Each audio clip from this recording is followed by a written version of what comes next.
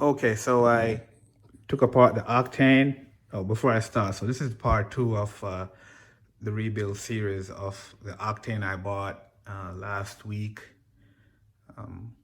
So I took it apart as I showed in the last video, and I washed all the parts and then dried them, get them sorted, inspect all the parts. And right now I'll start by putting everything together. I've taken out a new pipe to replace the one that was on there. The old pipe had a big dent here that will definitely impact the sonic wave that's formed in the straight section. I'm going to try to use my method of filling it with water and then freeze it to push that out. So the new pipe, brand new,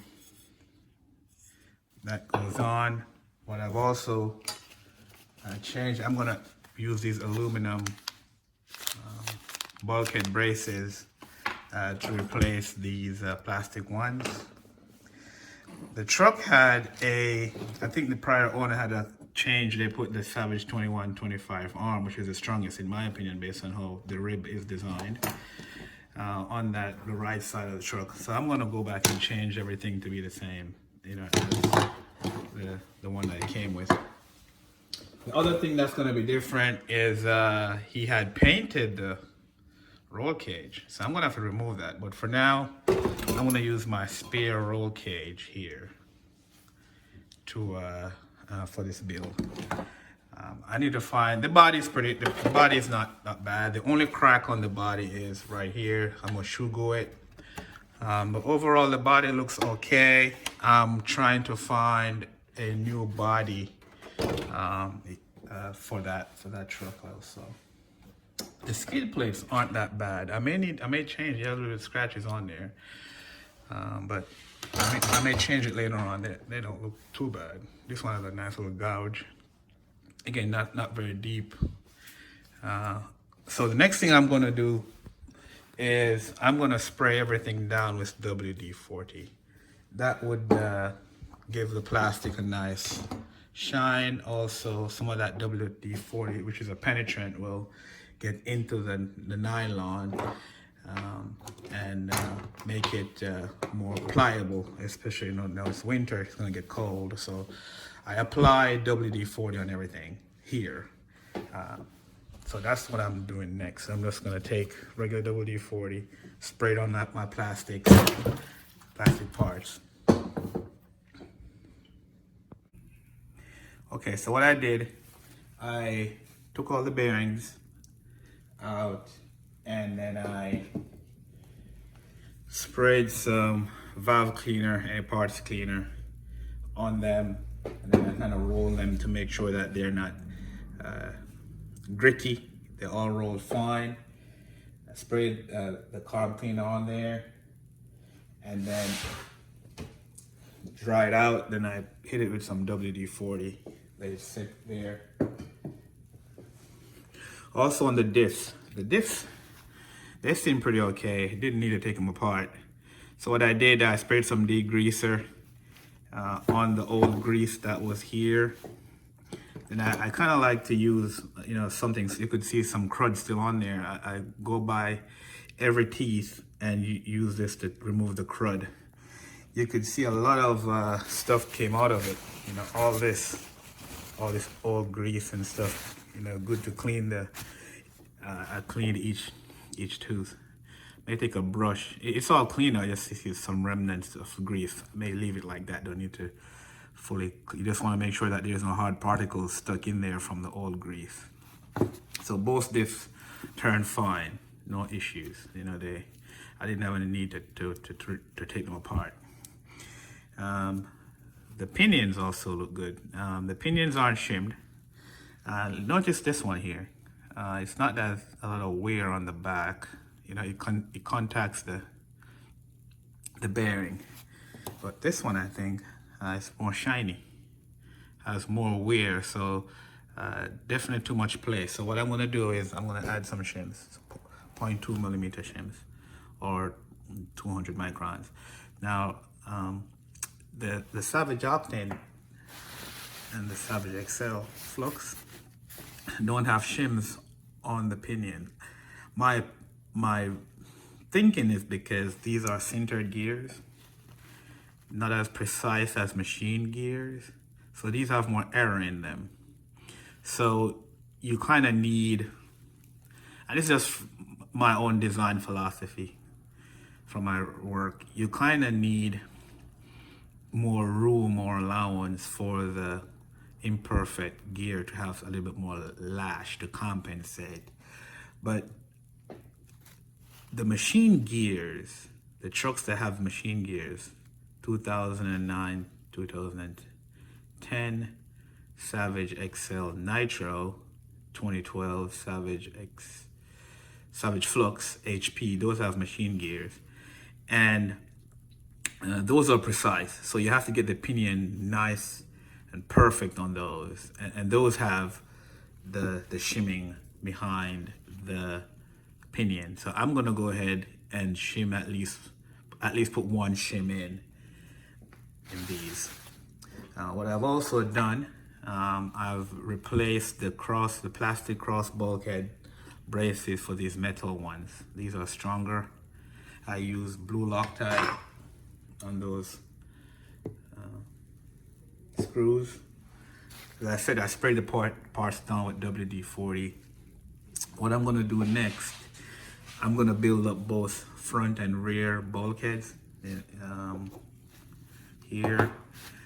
After I do that, then I'm gonna put half of the frame together. I like to do half, and then I'm gonna jump to rebuilding the transmission, which has a lot of old grease in there as well. Here it is, all taken apart. So it's in here somewhere. So I'm going to rebuild that next.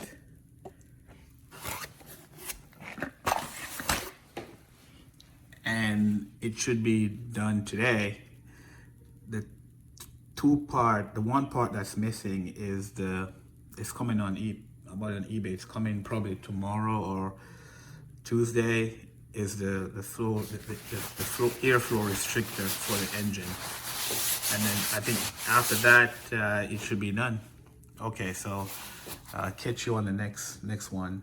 By the time I post the next video,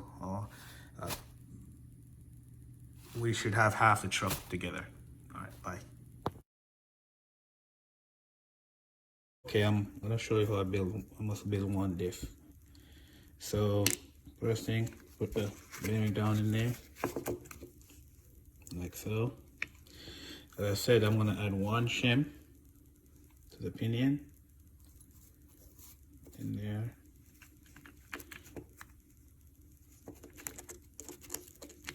Pardon me, I'm holding the phone while I do this. On the back end, I'm gonna put another bearing in the back here.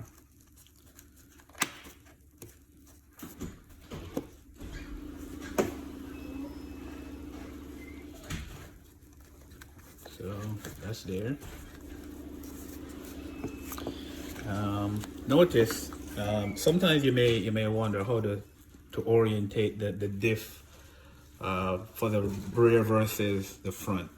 The easiest, so look in here, there's a little knob. Just see, get the video wide up high. There's a little knob in there, right there in the corner. You want the crown gear to face opposite that's kind of a telltale sign. So it's on the left side, right side right now, right there, that nub. So you wanna, I've already greased my my diff. So you wanna put the crown gear away from that.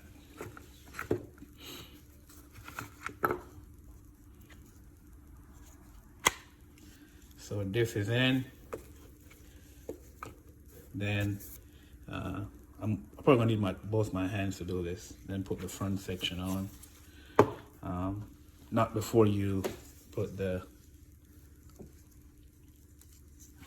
shock tower on. So I'm gonna need my two hands to do this. Okay, this one of the bolts is together now. I like to do a nice little turn back and forth. Try to check if I feel any hard turn, any seizing or gritty feel. And I also try to turn the pinion. No play really. So one shim is adequate for this. What I find though, once you put all the screws in and you put some stress or strain on the bulkhead itself, it tends to tighten up. So it's good to check your play once more when you put all the bolts in. One thing I wanted to add is that these shock towers aren't symmetric, meaning they only can be turned one way. You see these ridges here. These have to be placed inboard, meaning they go into these little forks here, like so. So these face the forks. Okay, so I'm gonna go ahead and build everything else off camera. What's next is to add the lower brace, put the screws in. Okay, one thing I want to highlight here is, I made this mistake sometimes, and it's easy for, I think, anyone to make this mistake, but when you're putting on the bulkhead braces, these bulkhead braces, one goes to the front here, one goes to the back. Now, the screw size, diameter-wise, are the same, but the lengths aren't. You'll want to put the longer screws in the front, and that's because it's going through these two pieces. There's a seam right here. This piece is actually separate than the main bulk, so you want the longer screw to go through to secure the smaller piece onto the main bulk. The shorter screw will not go in there all the way. The shorter screws go to the back, right? So long screws to the front, short screws to the back.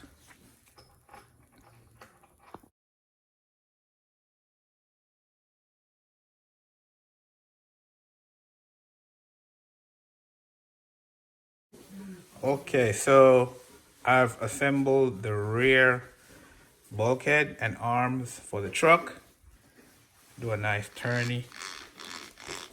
Good, typical diff noise. Nice and shimmed in the back, no play. Free. Use blue Loctite after I clean the set screw, so it's all good. This is the rear. I'm gonna do the front next.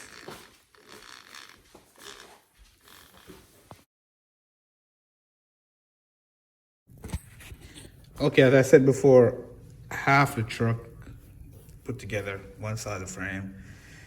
This makes it easier to get to the drive line when you put the transmission in. So what I'm gonna do next is rebuild the transmission in another video, but just to give you a perspective of what's going on. Everything is back together on the back end. I need some clips for the bumper braces here. The front one I have enough. Nice and smooth front there. Yeah, so it's coming together okay, I think. So yes, I'm going to rebuild the transmission right now. That's up next.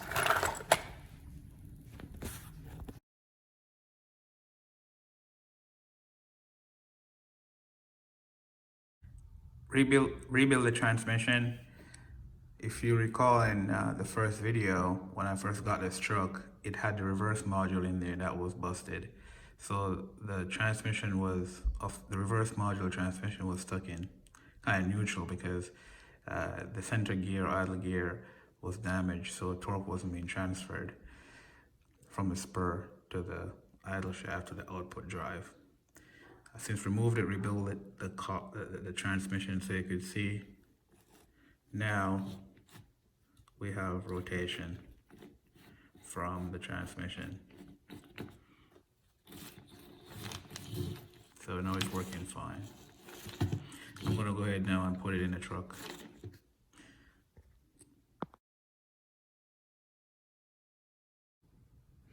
Okay, truck is almost done. Put the wheels on, shocks on,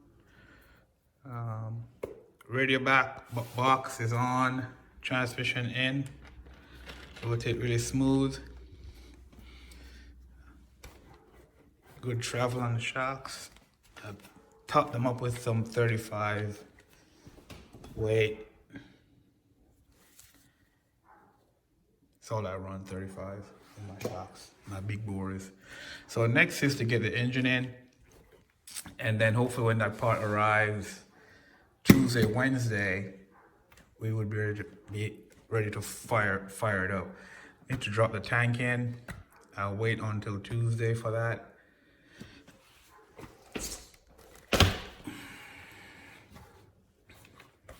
Good travel on the shocks.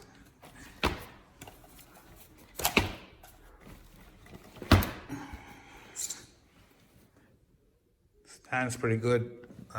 Extra preload on the back for the weight of the engine. When the engine gets in there, squats like this.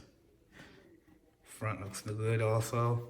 So overall, I think it went well. These tires are huge. These aren't trenchers. These are super swampers. They look the same width as same size as the trenchers, but it has more aggressive pattern. Looks like mainly from mud. So I'll see how these perform. But truck looks good.